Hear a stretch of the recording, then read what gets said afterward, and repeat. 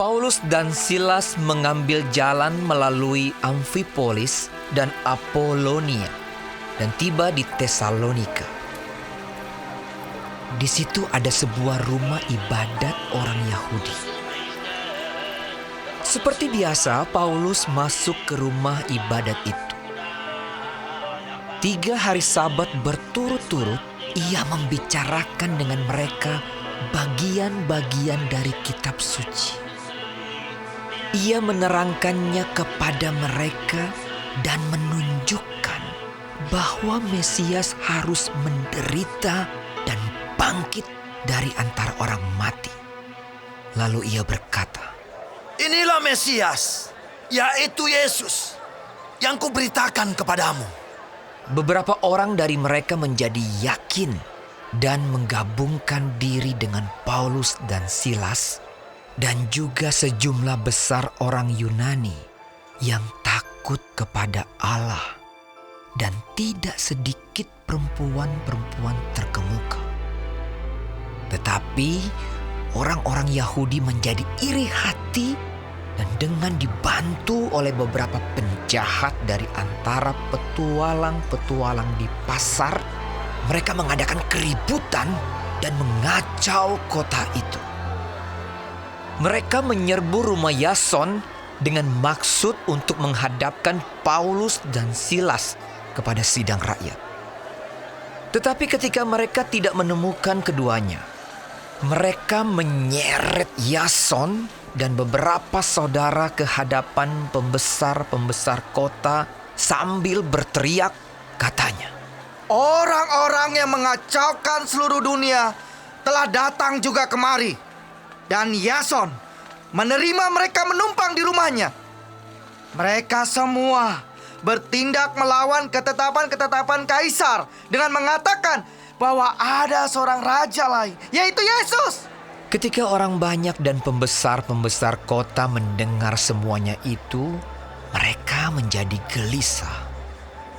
Tetapi setelah mereka mendapat jaminan dari Yason dan dari saudara-saudara lain, mereka pun dilepaskan. Tetapi pada malam itu juga segera saudara-saudara di situ menyuruh Paulus dan Silas berangkat ke Berea.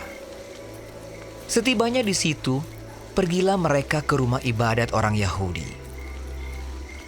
Orang-orang Yahudi di kota itu lebih baik hatinya daripada orang-orang Yahudi di Tesalonika, karena mereka menerima firman itu dengan segala kerelaan hati, dan setiap hari mereka menyelidiki kitab suci untuk mengetahui apakah semuanya itu benar demikian.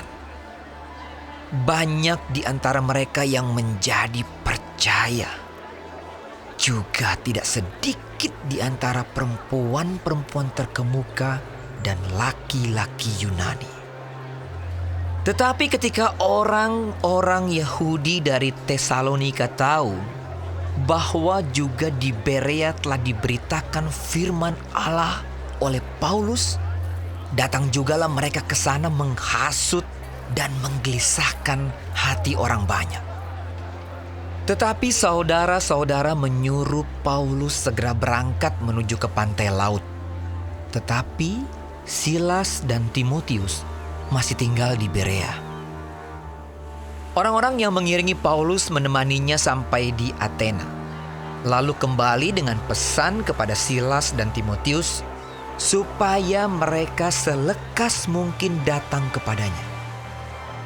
Sementara Paulus menantikan mereka di Athena, sangat sedih hatinya karena ia melihat bahwa kota itu penuh dengan patung-patung berhala. Karena itu di rumah ibadat ia bertukar pikiran dengan orang-orang Yahudi dan orang-orang yang takut akan Allah, dan di pasar setiap hari dengan orang-orang yang dijumpainya di situ. Dan juga beberapa ahli pikir dari golongan Epikuros dan Stoa bersoal jawab dengan dia, dan ada yang berkata, "Apakah yang hendak dikatakan si Plater ini?" Tetapi yang lain berkata, Rupa-rupanya ia adalah pemberita ajaran dewa-dewa asing. Sebab ia memberitakan Injil tentang Yesus dan tentang kebangkitannya. Lalu mereka membawanya menghadap sidang Areopagus dan mengatakan, Bolehkah kami tahu ajaran baru mana yang kau ajarkan ini? Sebab engkau memperdengarkan kepada kami perkara-perkara yang aneh. Karena itu kami ingin tahu, apakah artinya semua itu? Adapun orang-orang Athena dan orang-orang asing yang tinggal di situ tidak mempunyai waktu untuk sesuatu selain untuk mengatakan atau mendengar segala sesuatu yang baru. Paulus pergi berdiri di atas Areopagus dan berkata, Hai orang-orang Athena, aku lihat bahwa dalam segala hal kamu sangat beribadah kepada dewa-dewa. Sebab ketika aku berjalan-jalan di kotamu dan melihat-lihat barang-barang pujaanmu, aku menjumpai juga sebuah mezbah dengan tulisan, kepada Allah yang tidak dikenal. Apa yang kamu sembah tanpa mengenalnya? Itulah yang kuberitakan kepada kamu. Allah yang telah menjadikan bumi dan segala isinya. Ia yang adalah Tuhan atas langit dan bumi. Tidak diam dalam kuil-kuil buatan tangan manusia. Dan juga tidak dilayani oleh tangan manusia. Seolah-olah ia kekurangan apa-apa. Karena dialah yang memberikan hidup dan nafas. Dan segala sesuatu kepada semua orang. Dari satu orang saja, ia telah menjadikan semua bangsa dan umat manusia untuk mendiami seluruh muka bumi. Dan ia telah menentukan musim-musim bagi mereka dan batas-batas kediaman mereka, supaya mereka mencari dia dan mudah-mudahan menjamah dan menemukan dia, walaupun ia tidak jauh dari kita masing-masing. Sebab di dalam dia kita hidup, kita bergerak, kita ada, seperti yang telah juga dikatakan oleh pujangga-pujanggamu. Sebab kita ini dari keturunan Allah juga. Karena kita berasal dari keturunan Allah, kita tidak boleh berpikir bahwa keadaan ilahi sama seperti emas atau perak atau batu, ciptaan kesenian dan keahlian manusia. Dengan tidak memandang lagi zaman kebodohan, maka sekarang Allah memberitakan kepada manusia bahwa di mana-mana semua mereka harus bertobat.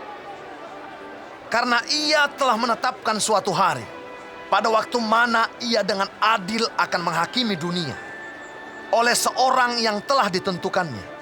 Sesudah ia memberikan kepada semua orang suatu bukti tentang hal itu, dengan membangkitkan dia dari antara orang mati. ketika mereka mendengar tentang kebangkitan orang mati, maka ada yang mengejek dan yang lain berkata, Lain kali saja kami mendengar engkau berbicara tentang hal itu. Lalu Paulus pergi meninggalkan mereka. Tetapi beberapa orang laki-laki menggabungkan diri dengan dia dan menjadi percaya. Di antaranya juga Dionysius, anggota majelis Areopagus, dan seorang perempuan bernama Damaris, dan juga orang-orang lain bersama-sama dengan mereka.